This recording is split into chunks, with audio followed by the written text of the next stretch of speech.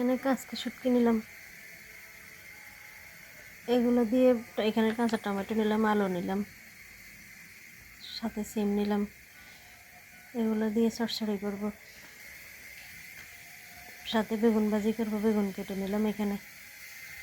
এখানে ভাত বসিয়ে দিলাম, রান্না জোগাড় করে নিলাম। এখন শুটকি চচ্চড়ি বসিয়ে দিব। আসসালামু আলাইকুম, সবাই কেমন আছেন? আলহামদুলিল্লাহ, আমরা ভালো আছি। আজকে আবার নতুন একটা ভিডিও নিয়ে আসলাম। কড়াই বসিয়ে তেল দিয়ে দিলাম, তেল গরম হয়ে গেছে, দিয়ে দিলাম অনেকগুলো কাঁচা মরিচ, দিয়ে দিলাম লবণগুলো একটু ভেজে দিয়ে দিলাম 10 মিনিট রসুন বাটা। একটু ঝাল ঝাল করে চচ্চড়ি করবো। দিয়ে দিলাম হলুদের গুঁড়া, বেশ খানিকটা মরিচের গুঁড়াও দিলাম। দিয়ে ভালোভাবে কষিয়ে এখন শুটকি দিয়ে দিলাম। শুটকিগুলো একটু ভালোভাবে কষিয়ে নেব। শুটকি কষানো হয়ে গেছে, এখন একটু পানি দিয়ে দিলাম। পানি দিয়ে একটু মিক্স করে একটু জাল করে নেব। এদিকে ভাতও ভালো কষে গেছে, শুটকিগুলো কষানো হয়ে গেছে। কিছু আলু দিয়ে দিব, এগুলো একটু মিক্স করে নেব ভালোভাবে। বেশ কিছুক্ষণ কষিয়ে নেব। আগে এগুলো এরপর সিম দিয়ে দেব।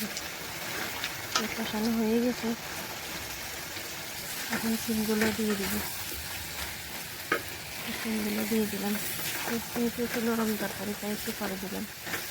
আর এগুলো একটু কষিয়ে নিলাম। সিম দিয়ে এখন একটু কষিয়ে নিব। আবার কষানো হয়ে গেছে, এখন সামান্য একটু পানি দিব, যাতে এগুলো ভালোভাবে সিদ্ধ হয়ে যায়। পানি দিয়ে একটু মিক্স করে এখন বেশ কিছুক্ষণ জাল করে দেবে। দিকে ভাতও হয়ে গেছে, ভাতের মাছ একটু দিয়ে দিলাম। তরকারিগুলো ভালো কষে গেছে, একটু ভেঙে দিলাম। তরকারি হয়ে আসছে, শুকিয়ে দেবো।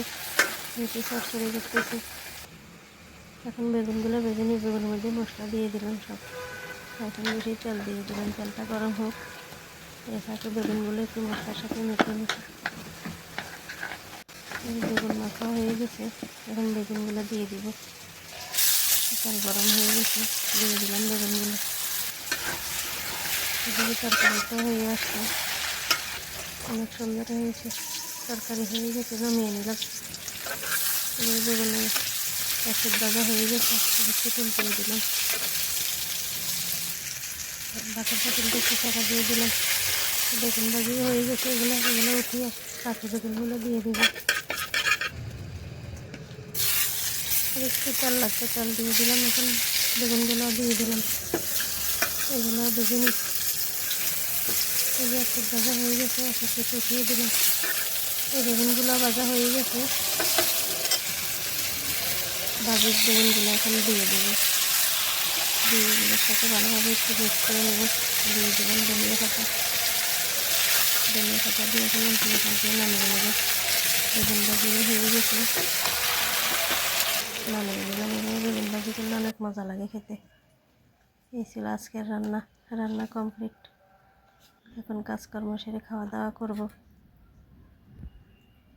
আজকে এই পর্যন্তই। সবাই ভালো থাকবেন, সুস্থ থাকবেন। যে যেখান থেকে ভিডিওটা দেখেন, ভালো লাগলে লাইক কমেন্ট করবেন। আল্লাহ হাফেজ, সবাইকে অনেক ধন্যবাদ। আসসালামু আলাইকুম।